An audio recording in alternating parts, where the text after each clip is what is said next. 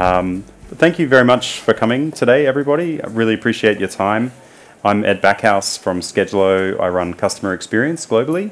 And I also have with us here today one of our customers, David Beal. So welcome, David, and thank you so much for coming. Not a problem. Yeah, really appreciate your time, and keen to dig into the story a bit of CPL today as a customer of Skedulo. And I guess just before we get started, I'll just explain a little bit more about Skedulo, who we are as a company, and I'll ask Dave to also explain a bit more about CPL and the history there. So we're a mobile workforce management company, and so when you have work to do with people that are either traveling or fixed location workers, we schedule and roster work for that workforce and then help them execute the work out in the field with customers across all different industries. So we've got customers in healthcare, obviously, like CPL, but also in engineering, in parks, and training and education and all different types of use cases. And part of the thesis of our company is that there are the same underlying problems in scheduling mobile workforces across different industries and use cases. And there's richness in bringing functionality that can help solve that functionality, solve the business problem across lots of different sectors. Yeah, and I've come from a background of IT my whole career and Salesforce for the last 12 years. And been at Skedulo for 5 years and really love working with our customers. And I'm in charge of customer experience at Skedulo. And I'm based here in Brisbane in Australia. So without further ado, I'll pass over to you, Dave, and ask you to introduce yourself. Thanks, Ed. G'day, everybody. I'm David Beal. I'm the CTO of Cerebral Palsy League, or CPL as it's known now. I'm also a full-time senior advisor for an insurance agency. I've done a lot of digital transformation at federal government, state government, not NGOs and finance. Been with CPL about 2 years and are really excited about the partnership that we've currently got with Skedulo and how it's enabling our staff to provide really positive care for our clients, in particular making sure we get the right fit for our clients, which is absolutely critical in this space. Great, thanks so much. So I might start off the questions with how did you first find Skedulo? And I know you've been a customer of ours for 5 years now, so this is a little bit before your time, but yeah, I'd love to hear a little bit of the story of how you originally found Skedulo and decided to proceed with Skedulo. I think at the time, from the history that I can understand, we were using I think it was Centrelink or CareLink as an application, and one of the barriers that we were finding in the business problem was exactly that, matching the right staff with the clients. And it's really important, that aspect, the clients that we have goals, and we need to make sure that we've got the right staff that are matched with those clients to extrapolate the right goals and achieve what they want with their life. So as a result, I think we went to market, and Skedulo was the only one at the time that was actually doing skills tagging and allowing that match between client preferences and the staff. And we'll talk a bit about more why that's absolutely critical in this space. But it's certainly changed our journey. It's certainly changed the quality of service we provide, I think. That's great. No, thanks so much, Dave. And how have you found working? This is like a dangerous question to ask on stage. How have you found it working with Skedulo? See, this is where you'd wish you'd given me $50. Yeah. So, I was alluding before, part of my background is I'm a software developer, so I've been on the other side.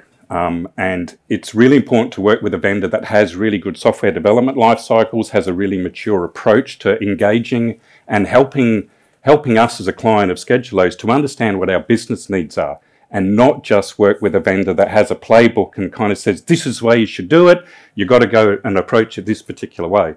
I think something that we've really got out of our relationship with Skedulo is their willingness to understand what it is we're trying to achieve and not just sell us a tool, which you see in a lot of vendors. They'll ask you a set of questions, they give you a nice flashy brochure, and then all of a sudden you've got to do it their way. We don't get that with Skedulo. We get a very personal approach. It's always available. Our CSM's always available, and they take the time to listen to what we're trying to achieve, which is really important for us. No, thanks. That's great to hear. And I'd love to just set a bit of the scene for people here today about what it's like at CPL, and what's it like a day in the life of a staff member, like a DSW, disability support worker, or operations manager, or one of your end clients? I'd like to start with Alex, an end client. I think it's really important. we can look at the efficiencies in a central rostering team. We can talk about efficiencies in overtime and financial management, make sure we're not blowing budget. But at the end of the day, what we're really talking about is placing an individual in someone's home. And I always like to talk about Alex, and Alex is a client. They're in a supported independent living, so they need 24-hour care. Hands up here who's got who gets in a cleaner. I get a cleaner that comes in and supports us. So you know what it's like to have someone turn up regularly, and you get to know them, you build a relationship with them. So imagine then for Alex, Alex knows that Tracy's going to come along and is due at 11:30 and they're going to go out in the community. All of a sudden Tracy's sick. What would it feel like for you if someone random turned up that didn't resonate with you, completely different personality, and they're going to walk through your home? And I think that's what it's like for a lot of our clients. And that's why the power of being able to match the right person right down to the personality and the skills is so critical, because we're placing an individual in someone else's house that doesn't have a choice not to have someone there. And that is, it's an honour. We see it as an honour at CPL anyway. So that's what it's like for our clients. So the power of Skedulo is really important, that they can pick up the phone or they can contact their supports facilitator or they can let their advocate know, this person's not in, I need this shift filled, I need someone to turn up because I really need to get out to whatever the event happens to be. So for our DSWs, the reverse to that is, we work on a 60% kind of casual workforce, so they need as much work as they can get. So for us, it's important that that individual can cancel their shift easily, let the right person know the reason why, and more importantly, from our operations team, how do we broadcast that need out to the right people at the right time and allow kind of best in, first serve based on the priorities of the appropriate DSWs so that we can match them to their home, make sure that we're doing fatigue management, making sure that we're not putting that person in overtime because that's a big risk in this particular industry. So for our operations team, that means the reduction in spreadsheets, you don't need to know the client, you don't need to know the region or the area or what their specific needs are. These sorts of tools have that. So that's what it's like for us, and it happens regularly. And being a casual workforce, you can imagine it's Saturday morning, I may or may not have gone out on Friday night, I may or may not be quite in the right mood. So we have a lot of turnover, and it's just part of the industry, you know, particularly with casual workforce in the direct support worker space. So it's a challenging time for our operations team, particularly first thing in the morning. And I mean it genuinely, you get that phone call, yeah, I should be there in 5 minutes, but I just don't feel, and you know, you hear all the excuses under the sun. Yeah, no, that is definitely a theme we've heard from lots of customers with, you know, large casual workforces. So I know that, yeah, we've all been through a lot with COVID and what that's meant for work and for home. So what's the experience been like at CPL? And how have you had to deal with the changes that have come with COVID and what that's meant for your end clients?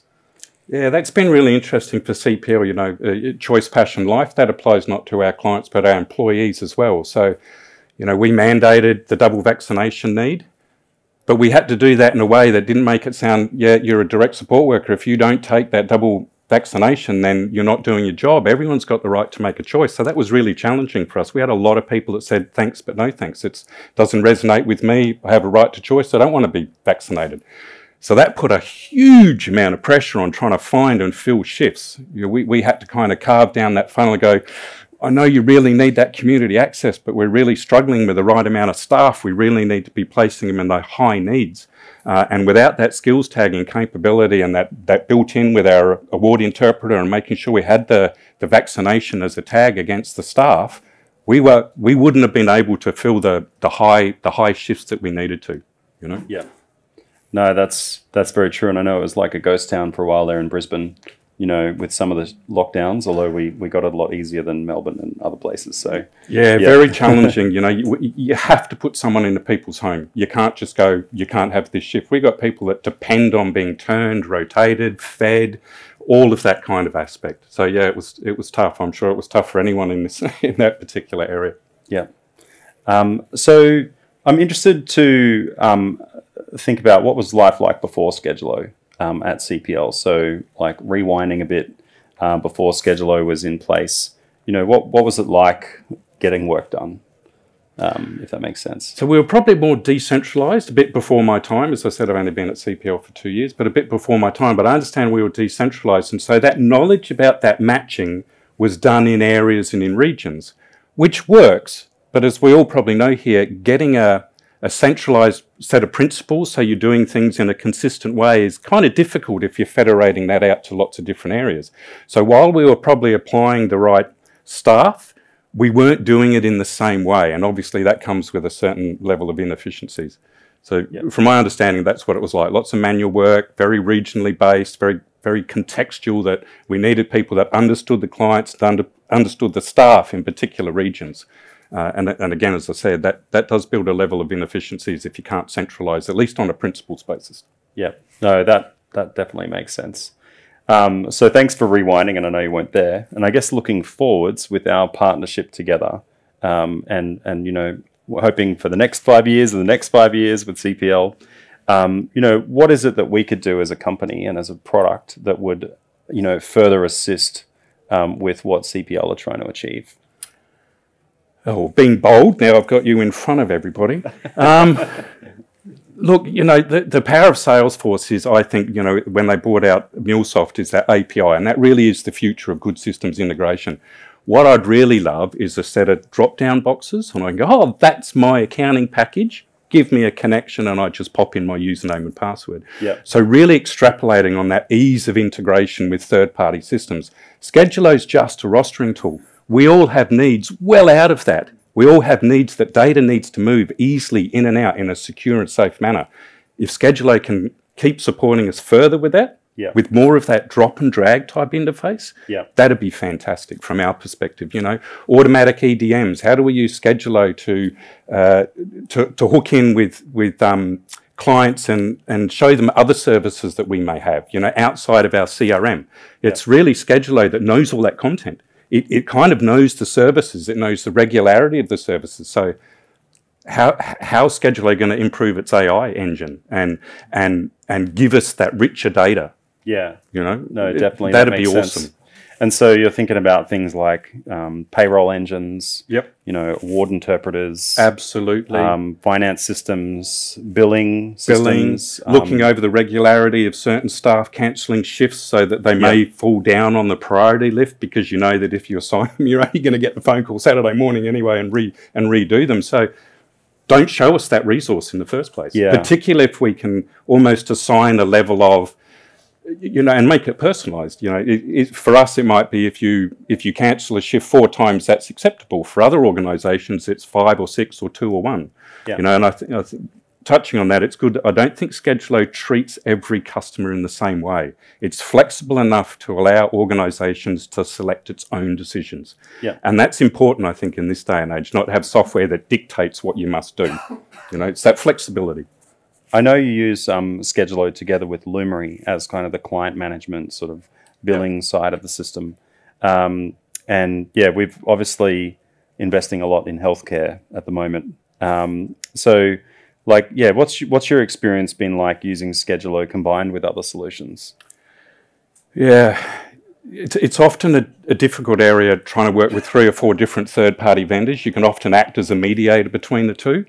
I think that's what I'm seeing between Skedulo and Lumery. There's a very strong relationship, which is good for me. I don't have to worry about making sure the left hand knows what the right hand's doing and vice versa. So that relationship is good. And it's good for me as an organisation that I can either talk with Lumery about, well, what are you doing to integrate that new NDIS rule in with Skedulo, and you guys know about it, or I can ask Skedulo that, and you know what Lumery's doing. No, that definitely makes sense. Which really helps, particularly when in Salesforce, such a powerful platform, you can plug lots of different tools in it. You need to make sure they're working together. Again, that for me as a client, I can pick and choose what I want. I'm not being dictated to. Which kind of suits me professionally and personally. That's great. And just as a side note for the people in the audience, we do actually have plans for like an app store type equivalent coming in our longer term roadmap for Skedulo. So as we build out packaged extensions and integrations, and even mobile forms that like fit with those packages, that's definitely something that we're planning to do. So I have another question for you. So, you know, as a customer of Skedulo for 5 years now, what tips and tricks do you have for other customers or other prospects that might be thinking about implementing a tool like Skedulo that you've sort of learned, tips and tricks you've learned, I guess, over that time period? Well, I'm going to be brutal to people in my role, the C-suite. Don't let people like me go out to places like this unassisted and come back and go, oh, I've seen this great tool, we need it tomorrow. Go back to your business needs, go back to the business problem you're trying to solve and truly understand what it is you need in terms of your requirements. I think that's the thing I've seen over and over again in nearly 30 years of doing this in lots of different industries. People see something and go, oh, I like that. And when you ask them, sweet, what's it going to solve back here in your business problem? Oh, none, but I'm sure we can find a use case for it. Well, that's great. That should really go down on your priority list. So make sure your priorities are right as well. You see that all the time. People like the fancy stuff sometimes, and I'm being brutal to my own C-suites because we do it all the time. I've got to be mindful of myself to go, yeah, that looks great, and it would be really good on a report, but actually it does bugger all for what our business needs are. And make sure that you understand your exiting clause, I think. And I'm not saying that we are going to leave Skedulo, but something I've learned is make sure you can remove yourself from a vendor in a safe way. I think often when we pick up new vendors, we forget that component. We've got data with them. We've got an exit strategy. It's not always going to be fit for purpose. So what does the future look like for you post the product that you're about to invest in? And what would you say is the hardest thing? Would it be the tech, or would it be the people side of like how you implement a system successfully and get it to stick? I think it's that lovely conversation between those people that love the tech and all the configuration and the servers and the RAM and the pipe speeds versus those people that go, how do I make a change when it's gone into production? I think we forget to operationalize stuff. And I think that's a missing piece more broadly in most organizations that I've seen. Implementing something is one thing, and it's a huge project and it can be quite complex. Sustaining it and making sure those people that are going to use it and operationalize it, that's a different story. How do you keep your training up to date? How do you be a progressive organization, capitalize on your software, do lots of changes and become kind of agile? And I don't mean agile in a little a or agile in name only, I mean proper agile. How do you do that if you haven't operationalized properly? How do you do that if you don't know how you're going to update your training?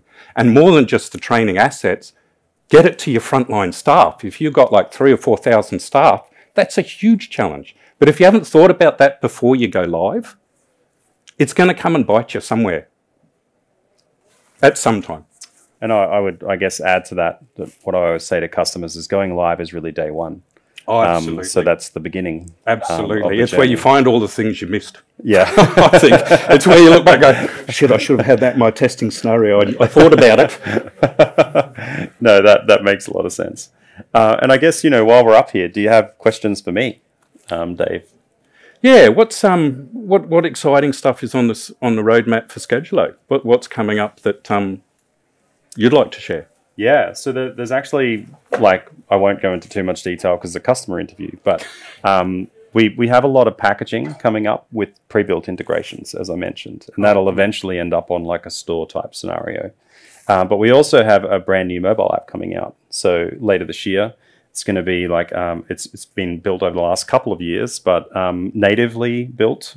So not a hybrid mobile app, but natively built in iOS and Android. Yep. That's smoother, faster, higher performance, that's currently in beta testing. And yeah, we're upgrading our Optimize engine. So it's going to be more powerful and be able to handle additional factors like cost and other things. So that's another thing we're kind of beta testing in the background. So there's a bunch of new exciting things coming over the next year. Where are you taking your customer portal? And obviously we're in healthcare, and I have a particular passion. So please forgive me on this while I've got Ed here. Yeah. You know how passionate I am for alternative communication. We've got a lot of clients that don't speak English. They're more than capable mentally, but there's barriers there. Yeah. And I know you've got some rich customer portals. Is it on the roadmap to find alternate ways of that being looked at or produced, or what's the future state of your customer portals? Yeah, so I mean, I'll guess give some context. Because we use the Salesforce platform, our natural go-to for customer portals is to use Salesforce communities. Yeah. So it's actually fairly straightforward to create a community for customers. We've got hundreds of flavors of booking grids of the way different people like to book their work and choose their own worker, or kind of just be revealed time slots that are available that they can just click and book appointments for themselves. So that's like relatively straightforward on the Salesforce side, and we just use what's already there with Salesforce. So we don't have to build our own portal. We just bring and surface up some components that you can then use in a portal. And I know from my own experience, having my middle child have alternate communication needs, he wouldn't be able to read an English page and select his favorite worker, but he could for sure see faces of the workers and select the face of the person that he'd like to be his worker. So yeah, I think like this just comes down to the requirements that we want to put in a customer community. But I'd absolutely love to support that scenario just from my own personal perspective. And yeah, I think, you know, then setting the profile of a contact or a client, end client, so that it's like, do they prefer English? Do they prefer AAC type interface, or some other kind of method of communication, or cannot communicate? And so, you know, just like tracking that and treating the customer according to their preferences. So yeah, I know that doesn't sort of, can't say that AAC is on the roadmap, like specifically, but it's certainly all possible and can be configured using Salesforce functionality and is really not that complex to do. And we have customers that have portals where their end clients go and select workers and select work and create work themselves. So I think that's going to be a big thing for healthcare in Australia moving forwards, putting the power back in the hands of the end client. And I think it has to be. If we're going to take a human-centered or user-centered or client-centered design, we've got to be brutally honest about what that actually means. We can't pretend and go, yeah, client has some needs, we get that. No, the client has needs. They can't live without those needs. They can't live unless that's addressed. It's very different to everybody here that has freedoms that we enjoy every day that sometimes I think we take for granted. So, you know, being able to do that clever matching with staff, being able to have an AI engine that goes, don't place that person in there, we've already got a couple of risks, or we've already had some issues with that. That's really, really important. Yeah. You know, and a challenge, because operationally it makes it much more complex. But that's the reality, particularly in this industry. No, that makes a lot of sense. All right, so we might open up now for some questions from the audience. So if we have a roving mic ready to go shortly, I think. But if not, did anyone have any questions? Go ahead. So I'm just curious, you mentioned you're looking at a mobile app that's coming up. Yes. So in the meantime, today, how do the workers, I think I'm good, how do the workers of the field force week, the home care employees, actually let you know that, okay, I'm now finished with this client, I can go to somebody else? Yeah, so we actually do have a mobile app right now, and it's being used by 100,000 odd users. But the underlying build behind that mobile app was built on a hybrid framework. So it's like compiled down to native code in each of iOS and Android.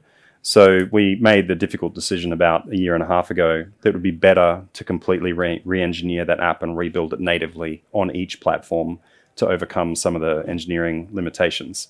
So we do have the existing mobile app that's in use right now, but we have an even better one coming out shortly. Yeah, and we have build teams on both, to be clear. So they're still progressing with the existing mobile app, but we put a lot of horsepower behind the new one. Yep. Yeah, next question. Do you just need this for the recording? Oh, sorry. Yeah. David, were you on Salesforce before you moved to Skedulo? No, we looked at a complete package. There was a bit of a vision to come up with almost a white label offering. CPL is quite large in Queensland, so we were looking at trying to produce a white labelled offering that we could support smaller disability services, and that was one of the reasons why we chose the Salesforce platform. Before that, we weren't on it, no. So we implemented Lumery, Skedulo, Pendula, Conga, all simultaneously. How long did that project take overall?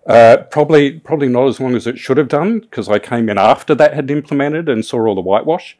But I think probably about 18 months. Yeah. More broadly. Yep. Okay. Yeah. Cool. I think, in hindsight, thinking and reading through some of the outcomes of the Project Closer Lodge, I think they probably should have staggered it. I think it's easily doable. They bit the bullet and went whole hog. Okay.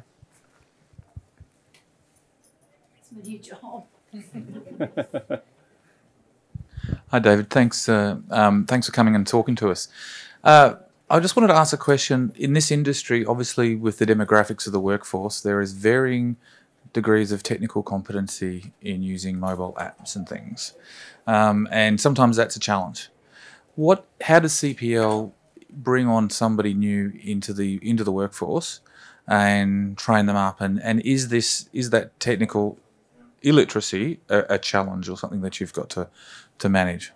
That's a good question. I think before we'd started, CPL had tried to roll out a mobile app a couple of times, and internally that was always used as a reason for not doing it. I'm a very data-driven, so we went out and just surveyed people, all of the DSWs, and asked, do you have a smartphone? Are you opposed to using it? Are you okay with using your own data? 99% of people said, yeah, no probs. It's not a big issue, as I think sometimes internally operation teams turn it into. Yes, there are always going to be exceptions, but they are exceptions to that. So we bake it into our onboarding session. It's part of the training where we do MFA. We support the area managers and the direct support workers to get MFA on their phone, download the containerization, and that's a really important part of training them how to use that tool. But it's not as big an issue as what we want. And we're fortunate, we were very paper-based. So my answer to some of the operational teams is, well, what do we do if they don't have an app? Do what they're doing today. Just don't change anything. Like, it's not hard. Just keep doing it. Yeah, worry about the change to your process, not what you're currently doing. It works. And if it doesn't, fix it. Right. Any other questions? I've got one.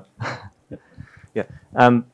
I work in a state government agency which is also in healthcare, and we do have a need to link between our organization's offices and also some external professional consultants who have very limited windows of availability, as well as target customers. So we have 3 parties to juggle with, and they all have different calendars, and also some have geographical constraints. So coming in with very sketchy idea of the product itself, just wondering how do you find linking the calendar of all the participants and also the geographical mapping of it? Yeah. So how do you support that sort of scenarios? Yeah, sure. So we have a concept of availability and unavailability built into our platform. And then that can be assigned to resources, which are the people that work for you. And there can be many people that you might be assessing at once to do a piece of work. But we also have modeled in the concept of customer availability as well. So if you're trying to line up availability of a resource or multiple team members, for example, and a staff member, we would usually use a booking grid type experience to simplify showing the availability overlay of when more than 2 of those parties need to be scheduled together. So quite a lot of our US customers are quite big on customer availability driven, like particularly ABA, like behavioral health kind of workers that, for example, work with children at schools, and the locations change and the availability changes.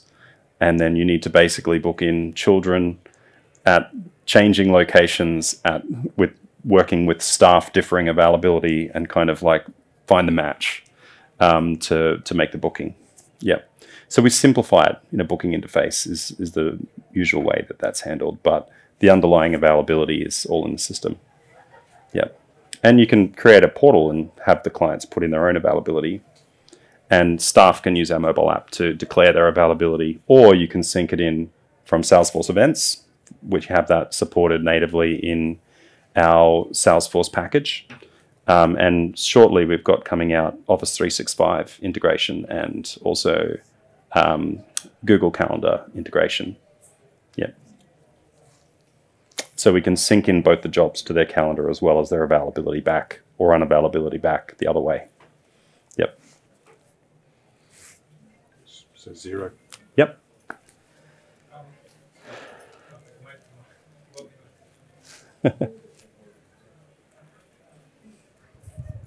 A question for David. In workforce is a huge issue.